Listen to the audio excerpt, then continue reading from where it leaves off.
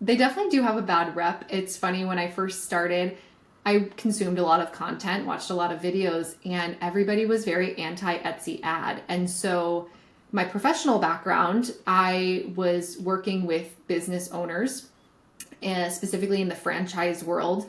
And with that, anytime somebody was starting a new franchise, they had to spend money to market it. And so, there's a method to this story, or a method to my madness here, but they would spend thousands of dollars on marketing, and they were never guaranteed any type of return on investment. And they would spend money on coupons and mailers that they could send out to customers, potential customers, and majority of them probably just ended up in the trash. So when I learned about how Etsy ads work, I thought, well, this is amazing. It's pay per click. I get to choose my budget. And the only time I'm going to spend that budget is if somebody clicks on my listing, which why wouldn't I want somebody to click on my listing? If they're clicking on it, that's going to at least give me information. If they click it and they don't buy it, that tells me that something drew them in. They liked the thumbnail, the SEO got it to the right people potentially, but maybe they didn't like the price. Maybe the rest of my listing images didn't answer any questions that they might have had about it. So it gave me a more clear path. And so I've run Etsy ads since day one for that reason. I went against the grain from everything that I was hearing as far as what is available online for free content. Nothing said to run ads. It said, don't do it, you'll waste your money. But I did instead. And I found that it is an amazing opportunity to grow if you're smart with them. That's the only caveat. You can't just turn them on. They're not like this magic fix that you turn on Etsy ads and boom, you are a six-figure Etsy seller. You have a top 1% shop. That is not how it works. You do have to be active with them. You have to make sure that you're looking at what listings are spending that budget. But the ability to control that budget, with what you're spending on it, I think is really what makes it so valuable. When I first started, I started with $1 a day, and then I quickly bumped it up to $3 a day because I compared it to every day I buy an energy drink, and an energy drink is about $3. So if I can, maybe replace my energy drink that I'm buying anyway with an investment into something that's going to maybe make me more long term, then it would be worth it to me. Yeah, so you kind of use them more as an additional analytics tab to gain more information. Yes. And to optimize your listings through, not just to help increase sales and kind of ignore them, like set them and forget, which Yeah. that does make sense. I think some of the reasons why people tend to not like them is because you can't control your bids. Like, it could be that they spend $1 for someone to click on your listing, whereas I think you were able to do that back in the day, and you are able to do that on Amazon, for example. But you said you started out with a fairly low sort of daily budget of a few dollars. Have you adjusted that with time? Do you have any strategies or rule sets in terms of how much to spend on Etsy ads?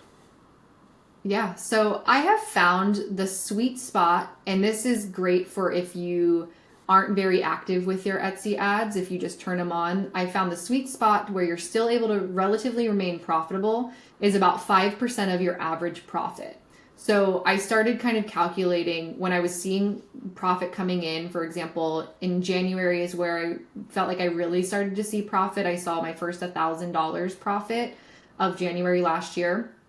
And so I'm like, all right, well, that equates to, if I get my calculator, $1,000 divided by 31 days in the month of January. That was about $32 a day in profit. And so I generally found about 5% of that is a safe spot to be when it comes to my budget for Etsy ads. And so it's very minimal, but it was based off of what I was already profiting. So it kind of made sure that I was in a safe zone, so to speak. And so I increased that incrementally throughout the year. And then when it was coming around to Q4 of what we just passed, Q4, my second quote unquote Q4, I wanted to turn it up a notch because I wanted to really see what they could do.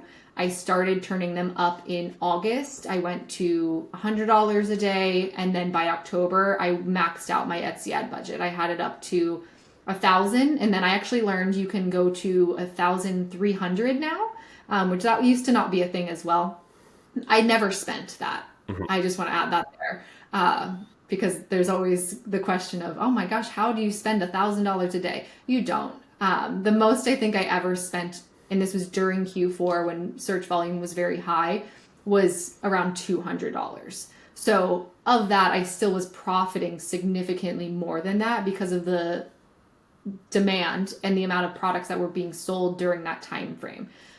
So it wasn't just throwing money, just to make the fire bigger. But I've since brought that back down into the new year and kind of gone back to my more standard percentage. What would you say to someone who's starting out with Etsy ads and say during their first month the ads are not profitable? Because I think that tends to be the experience of people that, maybe they've spent $100 on ads, but they've only made 2 or 3 sales, so it's not really been worth it. Do you think there's still a point of keeping them on if they're not really returning a profit? Yeah, so for one, if somebody's spending their ad budget, that is a really great thing. And I know that sounds crazy, but in order to spend the ad budget, that means that somebody's clicking onto their listing. So they have so much data by that.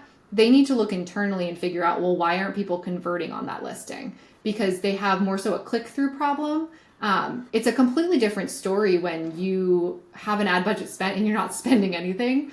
That kind of leaves you in a little bit more of a mystery because it could be your SEO, it could be your thumbnail, it could be your pricing, it could be all these different things. People aren't clicking it. But if somebody's clicking it, you know that you got your listing in front of somebody who was interested in it and they liked what they saw, at least with that main image. So now your next path is maybe down to 3 different options as opposed to 100. Okay. When does the point, or when does the time come to turn them off, or maybe to turn individual products off? Because I'm guessing you can't forever run a certain product if it is only burning money. Do you have anything there, any advice? Yeah, so I have had products that I've turned off Etsy ads for that they just always have that higher bid, for example. Usually it's something like that where it's a more broad niche. And it's something, so like, for example, I had a listing and it was kind of catered around Mother's Day of last year. Mother's Day, using that as a keyword, it's a great keyword, but a keyword like that, because it is very high search and also highly competitive, the bids end up being higher for that cost per click. And so the listing was doing well, but not well enough for the amount of clicks that were coming from ads. And because it was such a generic keyword that was really eating up those clicks, people who are just searching for a Mother's Day gift, for example, they could be looking for all types of different things. So it's not specific enough to convert at a significant rate. Generally, a measurement or a measurable way that you could kind of look at what might be an indicator to turn something off, though, is looking at that return on ad spend, the ROAS, when you're in an Etsy ad dashboard. And generally my ballpark number I try to be over is 3. If I'm not over 3 right away, which is common, you're going to have listings that are not going to be over 3 right away. You're going to spend some clicks, and some money in order to see the path of that listing and how it's going to actually perform long term. But if it was consistently under 3 for months, 4 months is usually a good ballpark because that's kind of the life of a listing, that expiration mark of it. I would turn it off at that point and reevaluate, or just say that this just is not working. If you enjoyed this clip from my podcast, make sure to check out the full episode of Print on Demand Wisdom.